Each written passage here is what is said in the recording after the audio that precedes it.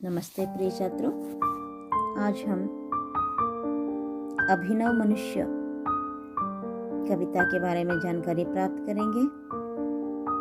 इससे पहले हम इस कविता के कवि रामधारी सिंह दिनकर जी का परिचय प्राप्त करेंगे। कवि रामधारी सिंह दिनकर जी का जन्म ईस्वी सन 1908 को बिहार प्रांत के मुंगेर जिले में हुआ। पहले वे रेडियो विभाग में काम करते थे। बाद में एक सरकारी कॉलेज के प्राध्यापक बने। आगे चलकर वे भारत सरकार के हिंदी सलाहकार के पद पर नियुक्त हुए। ईस्वी सन 1974 को इनका देहावसान हुआ। कवि की कुछ प्रमुख रचनाएं हैं: ओंकार, रेणुका, रसवंती, सामधेनी, दूपचा, कुरुक्षेत्र, बापू, रश्मिरथी आदि। कवि की हर रचना में हृदय को प्रभावित और उत्साहित करने की पूर्ण शक्ति है। इनकी भाषा सजीव और विषय के अनुकूल है।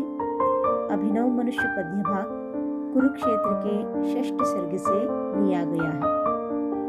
कवि रामधारी सिंह दिनकर जी का जन्म 1908 को बिहार प्रांत के मुंगेर जिले में हुआ था।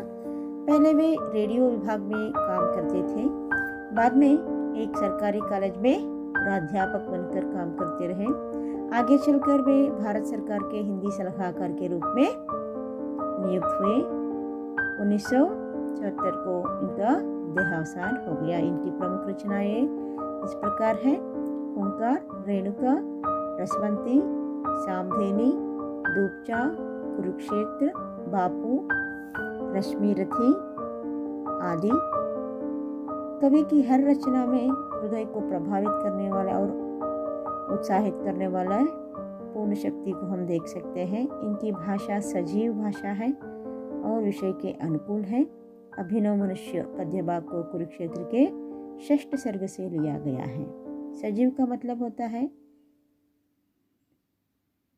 उनकी रचनाएं पढ़ते समय हमें जीवंत यानी सजीव लगते हैं। सजीव चित्रण हमारे आंखों के सामने दिखाई देती हैं।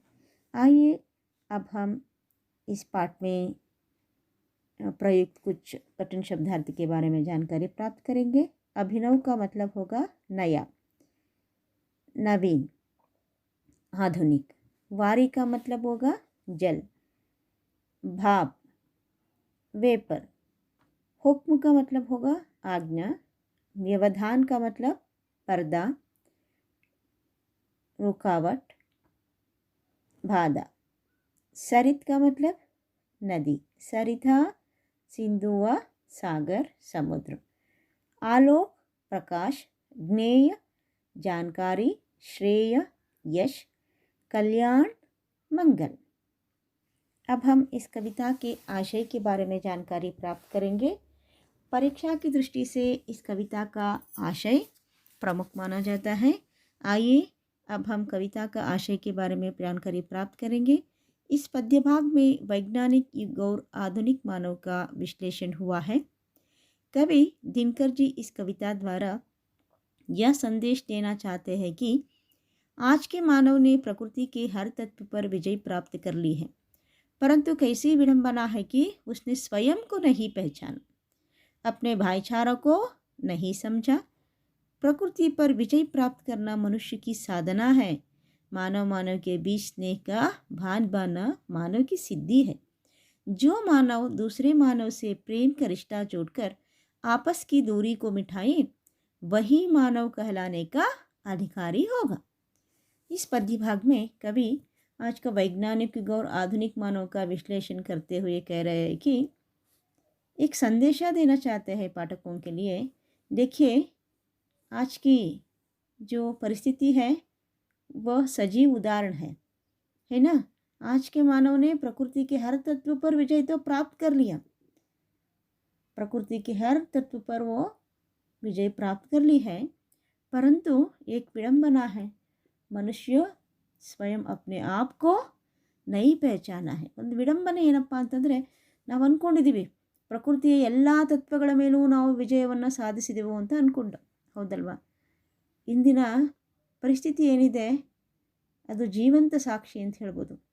ಖಂಡಿತ ನಾವು ಪ್ರಕೃತಿಯ ಮುಂದೆ ಏನೂ ಇಲ್ಲ ಅಂಥೇಳಿ, ಹೌದಲ್ವಾ? ಇಲ್ಲಿ ಕವಿ ಹೇಳ್ತಾರೆ, ಮನುಷ್ಯ ನಾನು ಎಲ್ಲವನ್ನೂ ಸಾಧಿಸಿದ್ದೀನಿ ಅಂತ ಅನ್ಕೋತಾ ಇದ್ದಾನೆ, ಆದರೆ ತನ್ನನ್ನೇ ತಾನು ಮೊದಲು ಅರಿತಿಲ್ಲ ಅಂತ ಹೇಳ್ತಾರೆ. ಅಪ್ನೆ ಭಾಯಿಚಾರಕ್ಕೂ ನಹಿ ಸಮझ, ಅವನಲ್ಲಿ ಸಹೋದರತೆ ಅನ್ನೋದೇ ಇಲ್ಲ, ಅದನ್ನು ತಿಳಿದೇ ಇಲ್ಲ ಅವನು. ಪ್ರಕೃತಿ ಪರ್ ವಿಜಯ ಪ್ರಾಪ್ತಿ ಕರ್ನ ಮನುಷ್ಯಕ್ಕೆ ಸಾಧನ ಹೈ. ಹೌದು, ಪ್ರಕೃತಿಯ ಮೇಲೆ ಜಯವನ್ನು ಸಾಧಿಸುವುದು ಮನುಷ್ಯನ ಸಾಧನೆಯೇ. ಪರ್ ಮಾನವ ಮಾನವಕ್ಕೆ ಬೀಚ್ ಸ್ನೇಹ ಕಾ ಭಾನ್ ಬಾನ್ನ ಮಾನವಕ್ಕೆ ಸಿದ್ಧಿ ಹೈ. ಆದರೆ ಮನುಷ್ಯನ ನಡುವೆ ಸ್ನೇಹದ ಬಂಧವನ್ನು ಬೆಳೆಸೋದ್ರಿಂದನೇ ಮನುಷ್ಯನಿಗೆ ಒಳ್ಳೆಯದು. ಸಿದ್ಧಿ ಅಂತಂದರೆ ಒಳ್ಳೆಯದಿರುತ್ತೆ, ಒಳ್ಳೆಯದಾಗುತ್ತೆ ಅವನಿಗೆ ಅಂತ, ಅದರಲ್ಲೇ ಅವನು ಶ್ರೇಯಸ್ಸಿದೆ ಅಂಥೇಳಿ. जो मानव दूसरे मानव से प्रेम का रिश्ता जोड़कर आपस की दूरी को मिटाए वही मानव कहलाने का अधिकारी होगा. ಯಾವ ಮನುಷ್ಯನ ನಡುವೆ ಅಂದರೆ ಪ್ರೇಮದ ಬಾಂಧವ್ಯವನ್ನು ಬೆಸೆದು ನಮ್ಮಲ್ಲಿರುವ ಭೇದ ಭಾವ, ನಂತರ ಆಸ್ತಿ ಅಂತಸ್ತು ಈ ರೀತಿಯ ಭಾವನೆಯನ್ನು ದೂರಗೊಳಿಸ್ತಾನೋ ಅವನೇ ನಿಜವಾದ ಮನುಷ್ಯ ಅಂತ ಕರೆಸ್ಕೊಳ್ಳೋದಕ್ಕೆ साध्य अंत कवि ಇಲ್ಲಿ ಹೇಳ್ತಾರೆ. आइए और एक बार हम इस कविता का आशय के बारे में जानकारी प्राप्त करेंगे. इस पद्य भाग में कवि वैज्ञानिक युग और आधुनिक मानव का विश्लेषण करते हुए पाठकों के लिए एक संदेश देना चाहते हैं कि आज के मानव ने प्रकृति के हर तत्व पर विजय प्राप्त कर ली है, परंतु एक विडंबना है, उसने स्वयं अपने आप को नहीं पहचाना, अपने भाईचारे को नहीं समझा. प्रकृति के हर तत्व पर विजय प्राप्त करना मनुष्य की साधना है, लेकिन मनुष्य की सिद्धि किसमें है? मानव के बीच स्नेह का भान बांधने में मनुष्य की सिद्धि है. जो मानव दूसरे मानव से प्रेम का रिश्ता जोड़कर आपस की दूरी को मिटाए वही सही मानव कहलाने का अधिकारी होगा. यह था इस कविता का आशय. आइए अब हम अभिनव मनुष्य कविता के बारे में और कुछ भी जानकारी प्राप्त करेंगे. इस कविता के द्वारा बच्चे स्नेह, मानवीयता, भाईचारा आदि का महत्व समझ सकते हैं. कवि इस कविता के द्वारा कहते हैं, आज की दुनिया विचित्र नवीन. देखिए पहले पंक्ति में ही कह रहे हैं, आज की दुनिया कैसी है? विचित्र और नवीन है. प्रकृति पर सर्वत्र है विजयी पुरुष आसीन. प्रकृति के हर तत्व पर आसानी से मनुष्य अपना विजय प्राप्त कर ली है. ಪ್ರಕೃತಿಯ ಎಲ್ಲ ತತ್ವಗಳ ಮೇಲೆ ಮನುಷ್ಯ ತನ್ನ ಸಾಧನೆಯನ್ನು ಸಾಧಿಸ್ಬಿಟ್ಟಿದ್ದಾನೆ, ವಿಜಯ ಪತಾಕೆಯನ್ನು ಹಾರಿಸಿದ್ದಾನೆ. ಹೈ ಬಂದೆ ಹೈ ಕೆ ಕರೋ ಮೇ, ಹೈ ಬಂದೆ ನರಿಖೆ ಕರೋ ಮೇ ವಾರಿ ವಿದ್ಯುತ್ ಬಾ. ಮನುಷ್ಯನ ಕೈಗಳಲ್ಲಿ, ಕರೋ ಅಂದರೆ ಕೈಗಳಲ್ಲಿ, ವಾರಿ ವಿದ್ಯುತ್ ಬಾಪ್, ಜಲ, ವಿದ್ಯುತ್, ಬಾಪ್ ಅಂದರೆ ವೇಪರ್, ಆವಿ, ಎಲ್ಲ ಸಾಧನೆಗಳನ್ನು ತನ್ನ ಅಂಗೈಯಲ್ಲಿ ಇಟ್ಕೊಂಡಿದ್ದಾನೆ ಮನುಷ್ಯ. हुक्म पर चढ़ता उतरता है पवन का ताप. मनुष्य की आज्ञा पर पवन का ताप भी चढ़ता है और उतरता है. देखिए यहाँ एक विलोम शब्द आपको दिखाई दे रहा है, चढ़ना उतरना, चढ़ता उतरता. है नहीं बाकी कहीं व्यवधान. कहीं क्या किसी भी क्षेत्र में बाधा ही नहीं है, सभी क्षेत्र में विजय तो प्राप्त कर लिया है. लांग सकता नर सरित गिरी सिंधु एक समान. नर जो कहलाता है वो लांग सकता है गिरी, सिंधु और सरित को एक समान लांग सकता है. ಮನುಷ್ಯನಾದವನು ಸಾಗರ, ಪರ್ವತ, ನದಿಗಳನ್ನು ಹಾರಬಲ್ಲ. यह मनुज जिसका गगन में जा रहा है यान, कांपते जिसके करों को देखकर परमाणु. जो आज मनुष्य का यान कहाँ जा रहा है? गगन में जा रहा है, लेकिन मनुष्य के इस करों को देखकर छोटी से छोटी परमाणु भी कांप रहे हैं. लेकिन अब समय बदल चुका है, परमाणु को देखकर हम क्या कर रहे हैं? हम लोग ही कांप रहे हैं ना. यही प्रकृति का सत्य है. यह मनुज जो सृष्टि का श्रृंगार, ज्ञान का, विज्ञान का, आलोक का आगार, व्योम से पाताल तक सब कुछ इसे है ज्ञेय. पर ना यह परिचय मनुष्य का, यह ना उसका श्रेय। मनुष्य को सृष्टि का श्रृंगार कहते हैं, ज्ञान का विज्ञान का आगार निधि भंडार कहते हैं, प्रकाश कहते हैं। व्योम से पाताल तक सब कुछ इसे है ज्ञेय। पाताल से लेकर आकाश तक इसे सब कुछ पता है। व्योम आकाश, आकाश से लेकर पाताल तक सब कुछ इसे पता है। लेकिन पर ना यह परिचय मनुष्य का, यह मनुष्य का निज परिचय नहीं है, यह ना उसका श्रेय, इससे उसका सिद्धि भी नहीं होगी। मनुष्य अपने आप को कह सकते हैं मुझे सब कुछ पता है, मुझे तो पाताल से लेकर व्योम तक पता है। इससे क्या लाभ है? क्योंकि वो अभी तक खुद को नहीं पहचाना है, अपने आप को नहीं पहचान पाया है ना। कवि अंतिम चरण में कहते हैं कि श्रेय उसका बुद्धि पर चैतन्य उर की जीत, श्रेय मानव की असीमित मानव से मानवों से प्रीत।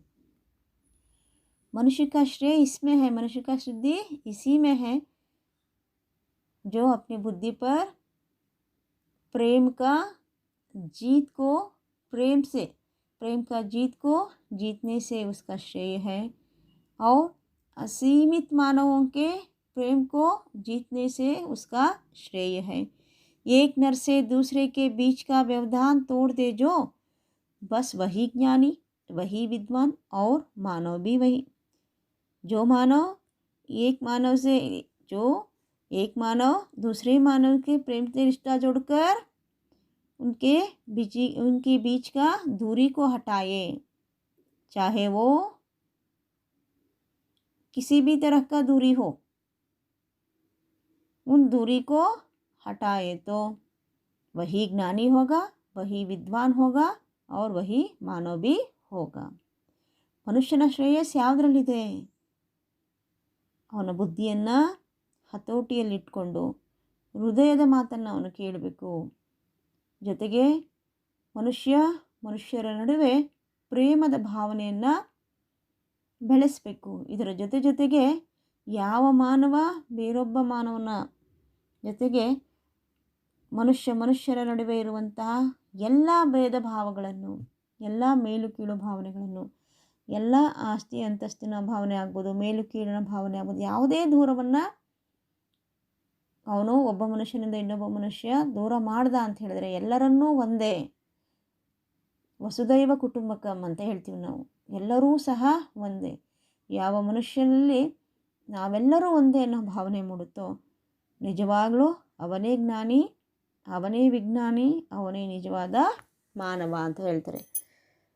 ಇದಕ್ಕೆ ಕಬೀರ್ ದಾಸರು ಒಂದು ದೋಹೆಯನ್ನು ಹೇಳ್ತಾರೆ ಇದಕ್ಕೆ ಸಂಬಂಧಿಸಿದಂತೆ. ಪೋತಿ ಪಡಿ ಪಡಿ ಜಗ್ಮುವಾ ಪಂಡಿತ್ ಹುವಾ ನ ಕೋಯ್, ಡಾಯಿ ಅಚ್ಚರ್ ಪ್ರೇಮಿಸೋ ಪಡೇಸೋ ಪಂಡಿತ್ ಹೋಯ್ ಅಂತ ಹೇಳ್ತಾರೆ. ದೊಡ್ಡ ದೊಡ್ಡ ಗ್ರಂಥಗಳನ್ನು ಓದಿದ ಕ್ಷಣ ಯಾರೂ ಸಹ ಜ್ಞಾನಿಗಳಾಗಲ್ಲ.